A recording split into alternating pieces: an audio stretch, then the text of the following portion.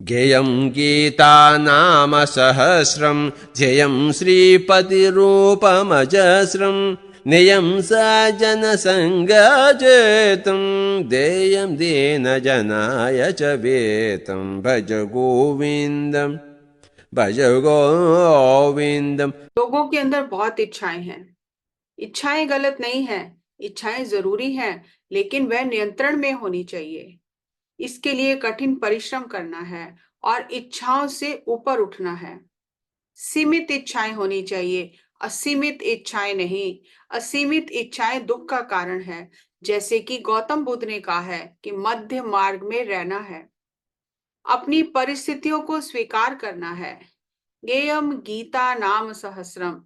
जब कोई मास्टर किसी शिष्य को ज्ञान देता है, वही भगवत गीता है। ध्येयम श्रीपत रूप मजस्वम। हर किसी को मास्टर बनने के लिए परिश्रम करना है। नेयम सज्जन संगे चित्तम।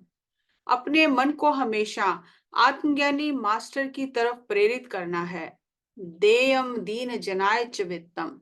जहां भी आपको लगता है कि कोई व्यक्ति बहुत गरीब है, जिसके पास खाने के लिए कुछ भी नहीं है, आप उसकी मदद भी कर सकते हैं। ज्ञेयं गीता नाम सहस्रं ध्येयं श्रीपतिरूपमजस्रं नियं सज्जनसङ्गजेतं देयं दीनजनाय च वेतं भज गोविन्दं भज गोविन्दं। सुखतः क्रियते रामभोगः पश्चादन्तशरीरे रोगः यद्यपि लोके मरणं शरणं तदपि न मोचते पापाचरणं भज गोविन्दम्।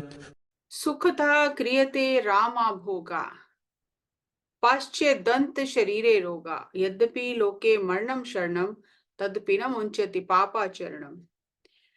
व्यक्ति बिना किसी भेदभाव के सबके साथ शारीरिक सुख भोगता है। शारीरिक सुख भोगने से शरीर बीमारियों का घर बन जाता है। आखिरी बचाव शरीर के लिए मृत्यु की शरण है। वह मृत्यु की प्रतीक्षा करता है। यही जीवन है। यही आम आदमी की कहानी है। पर ऐसा नहीं होना चाहिए। जब हम मरें तो हमारी मृत्यु गौरवमयी होनी चाहिए। हमें दोबारा जन्म नहीं लेना है। इसके लिए हमें स्वयं पर नियंत्रण रखना है। थोड़ा भोग का आनंद लें, लेकिन उस आनंद और शरीर के भोग को 24 घंटे का कार्यक्रम ना बनाएं। यदि ऐसा करते रहे तो शरीर कमजोर और रोगों का घर बन जाएगा। सः क्रियते रामभोगः पश्चादन्तशरीरे रोगः यद्यपि लोके मरणं शरणं तदपि न मोचते पापाचरणं भज गोविन्दम्। गुरुचरणाम्बुजनिर्भरभक्तः संसारादचिरात् भवमुक्तः सेन्द्रियमानसनियमादेवं द्रक्ष्यसि निजहृदयस्थं देवं भज गोविन्दम्। गुरु चरणा बुझ निर्भर भक्ता। गुरु की खोज करें, आत्मज्ञानी की खोज करें। यदि बाहर गुरु मिलना संभव नहीं, तो ध्यान के द्वारा अपने भीतर के गुरु को जाने। भीतर का गुरु आपको बाहरी गुरु से मिलवाएगा और बाहरी गुरु आपको भीतर जाने की ओर इशारा करेगा। सेंद्रिय मानस नियमादेवम। इंद्रियों पर नियंत्रण करें, तभी हृदय में सत्य प्रकट होगा। रक्ष्यसि निज हृदय स्थम देवम। सत्य हृदय में है। हृदय भौतिक हृदय नहीं, हृदय आत्मा है जो सब जगह व्याप्त है। वही सृजन का केंद्र है, वही सत्य का केंद्र है, वही ब्रह्मांड का केंद्र है और वही व्यक्ति का केंद्र है। हमें परिधि से केंद्र की ओर जाना है। परिधि जो मूल चेतना है। गुरु व्यक्ति नहीं, गुरु वह व्यक्ति है जिसने परिधि से केंद्र तक यात्रा की है। गुरु के पांव छूने से कुछ भी नहीं होगा, कुछ नहीं मिलेगा। जब आप गुरु से तकनीक पूछकर साधना करेंगे, प्रश्न पूछेंगे कि वह सत्य के मार्ग तक कैसे पहुंचे, वही मार्ग अपनाकर आप भी पहुंच जाएंगे। गुरु के बताए मार्ग पर चलना ही गुरु के चरणों में समर्पण है। चरण कोई भौतिक शरीर के चरण नहीं है। जो यात्रा गुरु ने स्वयं की है वही यात्रा आपको भी करनी है। सांसों को महसूस करना है, जिसे गौतम बुद्ध ने आनापानासति ध्यान कहा है। सिर्फ स्वाभाविक आती जाती सांसों को महसूस करना है। पिरामिड स्पिरिचुअल सोसाइटीज मूवमेंट आनापानासति ध्यान के लिए समर्पित है। यह अंतिम श्लोक है। गुरुचरणाम्बुज निर्भर भक्तः संसारादचिरात् भवमुक्तः सेन्द्रियमानस नियमादेवं द्रक्ष्यसि निज हृदयस्थं देवं भज गोविन्दं भज गोविन्दं गोविन्दं भज मूढमते संप्राप्ते सन्निहितकालं नहि रक्षति रुक्णुकरणे भज गोविन्दं सुखतः क्रियते रामभोगः पश्चादन्तशरीरे रोगः यद्यपि लोके मरणं शरणं तदपि न मोचते पापाचरणं भज गोविन्दं गेयं गीता नाम सहस्रं ध्येयं श्रीपतिरूपमजस्रं नेयं सज्जनसङ्गाजतं देयं दीनजनाय च वेतं भज गोविन्दं भज गोविन्दं गोविन्दं भज मूढमते संप्राप्ते सद्हितकालं नहि रक्षति रुक्णुकरणे प्राणायामं प्रत्याहारं नित्यानित्यविवेकविचारं जप्य सम्यक् समाधिविधानं कुर्ववधानं महदवधानं भज गोविन्दं भज गोविन्दं गोविन्दं भज मूढमते कामं क्रोधं लोभं मोहं त्यक्त्वात्मानं पश्यति सोऽहम् आत्मज्ञानविहीना मूढास्ते पचन्ते नरकनिगूढः कामं क्रोधं लोभं मोहं त्यक्त्वा आत्मानं पश्यति सोऽहम् आत्मज्ञानविहीना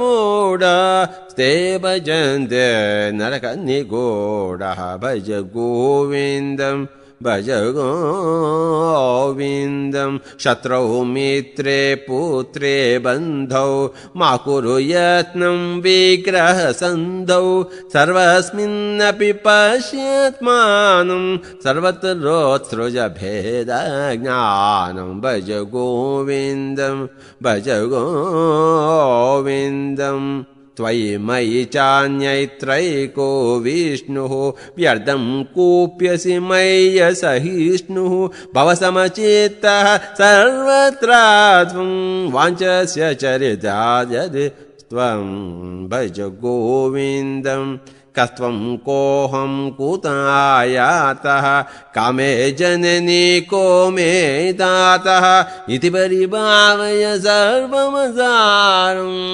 विश्वमुद्यक्त्वा स्वप्नविचारं भज गोविन्दं कस्त्वं कोऽहं कुतायतः कामे जननी को मे तातः इति परिभावय सर्वमसारं विश्वं त्यक्त्वा स्वप्नविचारं भज गोविन्दं रत्याचर्पटविरचितकन्तः पुण्यापुण्यविवर्जितपन्तः योगी योगनियोजितचेतो रमते बालोन्मत्तवदेव भज गोविन्दं भज गोविन्दं भगवद्गीता किञ्चिदधीता गङ्गाजललवकणिका पीता सकृदप्रियेण मुरारिसमर्च कृते दशयमेन न चर्चा भज गोविन्दं योगरतो वा भोगरतो वा सङ्गरतो वा सङ्गविहीनः यस्य ब्रह्मणि रमतो नन्दति नन्दति नन्दति एव भज गोविन्दं सुरमन्दिरतरुमूलनिवासः शय्याभूतलमजिनं वासः सर्वपरिग्रहभोगत्यागः कस्य सुखं न करोति विरागः भज गोविन्दं कुरुते गङ्गासागरगमनं व्रतपरिपालनमथुवादनं ज्ञानविहीन सर्वमदन मुक्तिं भजति न जन्मशतेन भज गोविन्दं भज गोविन्दं कुरुते गङ्गासागरगमनं व्रतपरिपालनमथुवादनं ज्ञानविहीन सर्वमतेन मुक्तिं भजति न जन्मशतेन भज गोविन्दम् अग्रे वाह्निः पृष्ठे भानु रात्रौ चुबुकसमर्पितजानुः करतलभिक्षस्तरुतनवास्तः तदपि न मुञ्चत्याशपाशः भज गोविन्दम् अंगं गलितं पलितं मुण्डं दशनविहीनं जातुं तुण्डं वृद्धो याति गृहीत्वा दण्डं तदपि न मुञ्चत्याशपिण्डं भज गोविन्दं जटिलो मुण्डे लुञ्चितकेशः काषायाम्बर बहुकृतवेषः पश्यन्नपि च न पश्यति मूढो युद्रनिमेतं बहुकृतवेषः भज गोविन्दं भज गोविन्दं काते कान्तादनगतचिन्ता वातुल किं तव नास्ति नियन्ता त्रिजगति सज्जनसङ्गतिरेका भवति भवानवतरणे नौका भज गोविन्दं भज गोविन्दं दिनयामिन्यौ सायं प्रातः शिशिरवसन्तौ पुनरायातः कालः क्रीडति गच्छत्यायुः तदपि न मुञ्चत्याशवायुः भज गोविन्दं भज गोविन्दं गोविन्दं भज मूढमते मा कुरु धनजन यौवन गर्वं हरति निमेषत् कालः सर्वम् मायामयमिदम् अखिलं भूत्वा ब्रह्मपदं त्वं प्रविश विदित्वा भज गोविन्दं वयसि गते कः कामविकारः शुष्के नीरे कः कासारः क्षीणे वीते कः परिवारो ज्ञाते तत्त्वे कः संसारः भज गोविन्दं भज गोविन्दं गोविन्दं भज मूढमते सत्सङ्गत्वे निसङ्गत्वं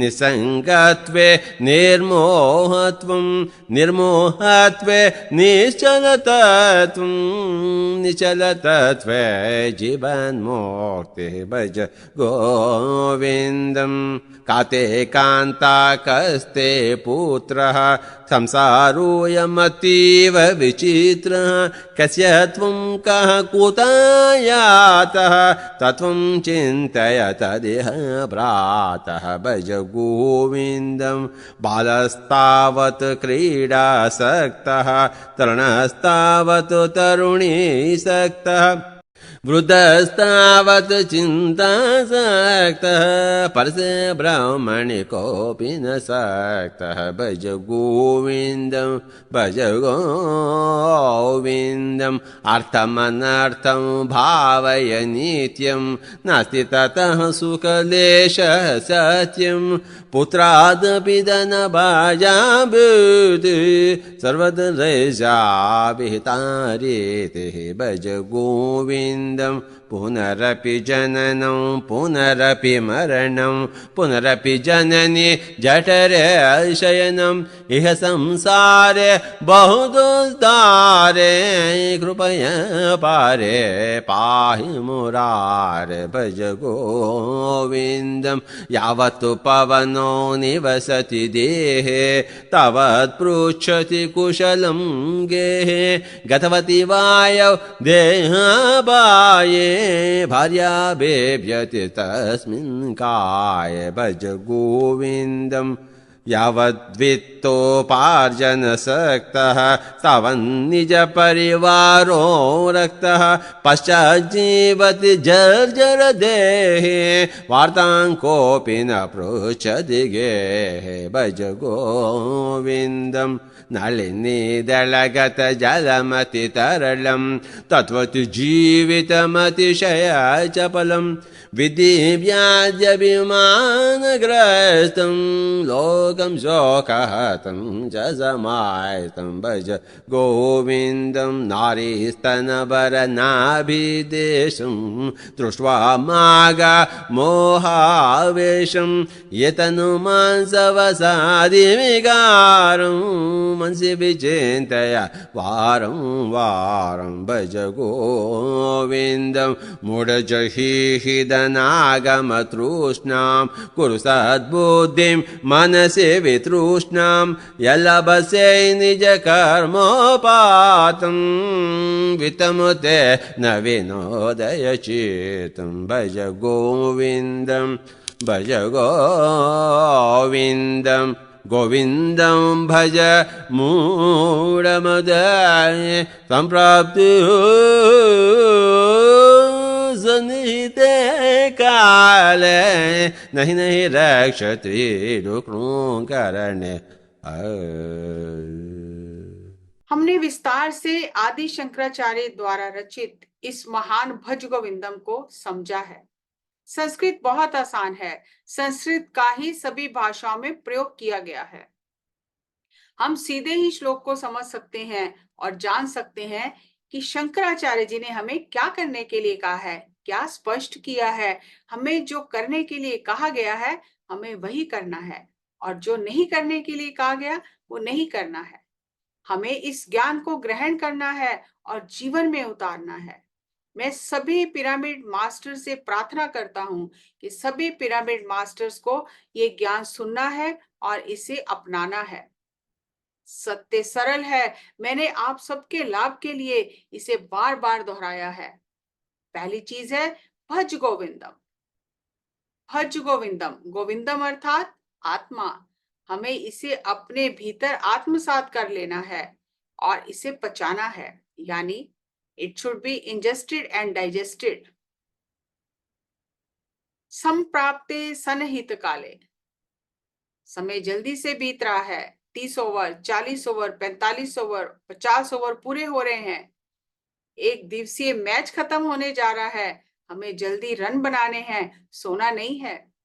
विनोदे चित्तम, जो भी मेहनत की कमाई है उससे आनंद लें, अति ना करें। ज्यादा धन दुख लेकर आता है। अर्थम अनर्थम भावे नित्यम, आत्मा नाम पश्यति मूढ़म, आत्मा में आप सब कुछ हो।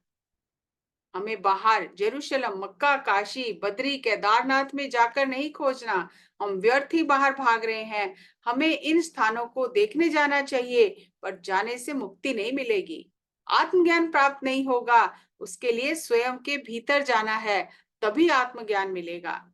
समय बीत रहा है, ऋतुएं बदल रही हैं, एक के बाद एक ऋतु आ रही है। हम वृद्ध हो रहे हैं। आप कब मास्टर बनोगे? बचपन से ही मास्टर बनने की शुरुआत करनी है। ध्यान अभ्यास करना है, क्रिकेट खेलते हुए, पति पत्नी के साथ रहते हुए, बच्चों की समस्याओं का समाधान करते हुए, जीवन की हर अवस्था में आपको ध्यान करना है। ध्यान अर्थात प्राणायाम, प्रत्याहार, यही पतंजलि योग सूत्र के चरण हैं। भज गोविंदम में भी इन्हें बहुत ही सुंदरता से बताया गया है। आसन, प्राणायाम, प्रत्याहार, ध्यान, धारणा, समाधि। प्रसन्नता से सुख में आसन में बैठना है, हाथों और पांव को क्रॉस करना है और आती जाती सांसों को महसूस करना है। शरीर से बाहर आकर प्रत्याहार मिलेगा, यानी सूक्ष्म शरीर का अनुभव ग्रहण करना। ये प्रत्याहार है। धारणा अर्थात अनुभव पर ध्यान केंद्रित करना। ध्यान यानी सूक्ष्म शरीर से यात्रा करना। ध्यान के दौरान मास्टर से सभी प्रश्नों के उत्तर ग्रहण करना, यही मार्ग है। किसी मंत्रोच्चारण की जरूरत नहीं, सांस को रोकने की जरूरत नहीं, ये सब गलत है। तब प्राणायाम और प्रत्याहार के बाद आप जान जाएंगे सत्य क्या है, असत्य क्या है, नित्य क्या है, अनित्य क्या है।